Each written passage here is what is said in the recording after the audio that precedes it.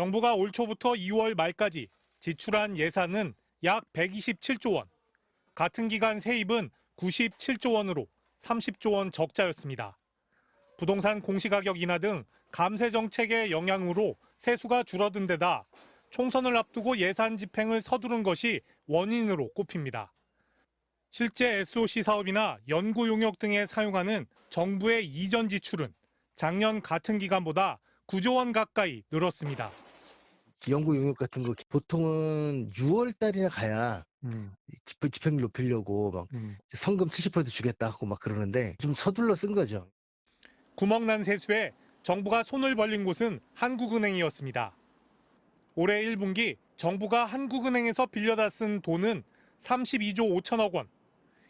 2011년 이후 가장 많은 금액으로 이자만 600억 원이 넘습니다.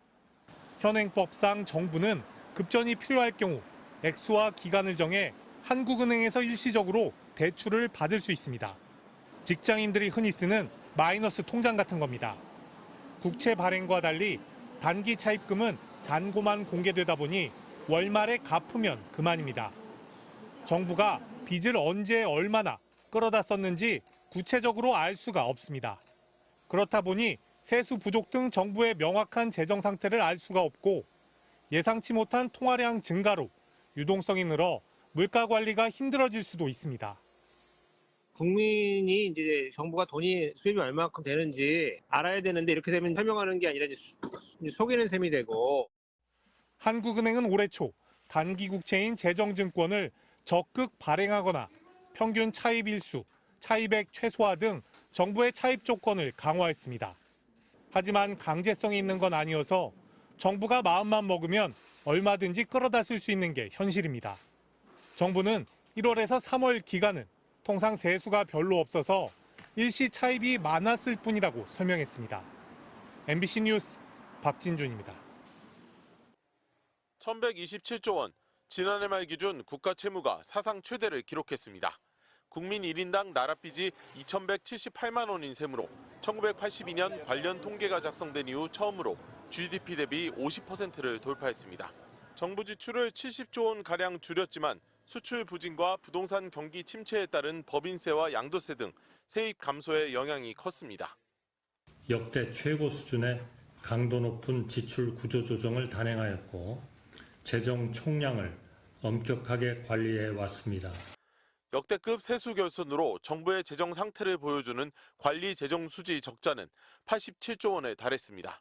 GDP 대비 3.9% 적자로 당초 정부가 약속한 건전 재정 준칙 3%를 지키는데 2년 연속 실패하게 됐습니다. 막대한 재정 적자가 발생하며 금융투자세 감면, 상속 증여세 감면 등 정부의 각종 감세 정책 추진에도 제동이 걸리게 됐습니다. 또 경인고속도로 지하화, 올림픽대로 지하화 등 총선 과정에서 여야가 쏟아낸 각종 개발 사업의 추진도 쉽지 않을 전망입니다. 양립 가능할 수 없는 그런 정책들이에요.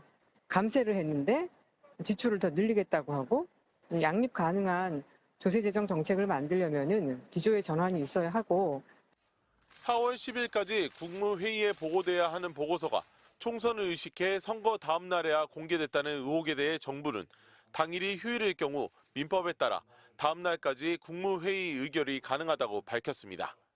국가결산보고서가 4월 10일을 넘긴 건 국가재정법이 제정된 2006년 이후 처음입니다. MBC 뉴스 정동욱입니다.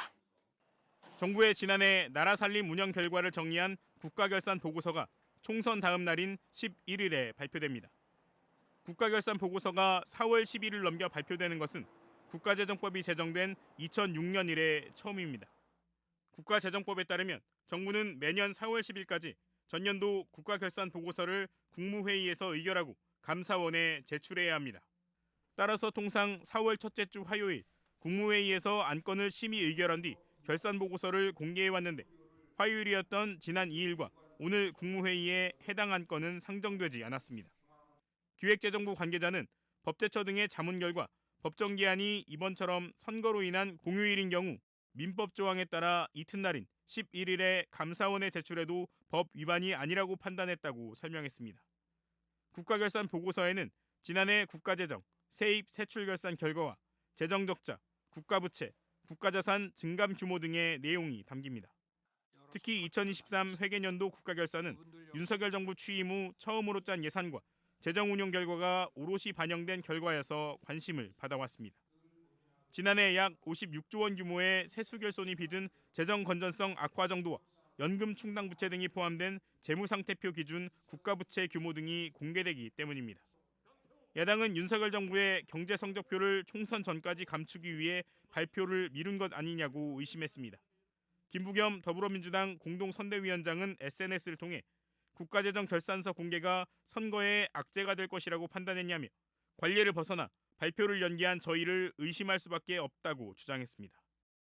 지난해 정부가 걷어들인 국세는 344조 1천억 원. 정부가 예산을 편성할 때 내놨던 계획보다 56조 4천억 원이나 덜 거쳤습니다. 역대 최대 규모의 세수 펑크.